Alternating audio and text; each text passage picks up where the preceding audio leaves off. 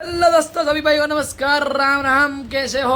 और सब कच्छ Gujarati YouTube channel पे आप सभी दर्शकों का स्वागत है। और वीडियो के साथ हम आ चुके हैं।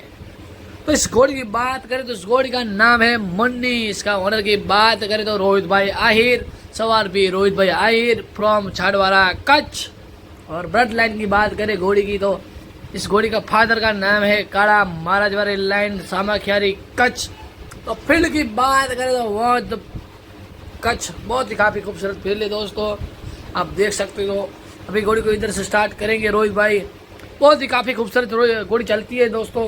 जो सवार है रोहित भाई बहुत ही अच्छी सवारी करते हैं, अच्छे ट्रेनर है। देख सकते हो दोस्तों, घोड़ी की स्पीड देखिए, बहुत ही अच्छी स्पीड है। और उम्र भी कम है इस घोड़ी की, करीबन 3 से 4 साल की हुई है। बहुत अच्छी चलती है दोस्तों। तो दोस्तों, मेरा ये वीडियो आपको पसंद आए तो मेरी यूट्यूब चैनल को आप लाइक कीजिए, शेयर कीजिए और सब्सक्राइब कीजिए।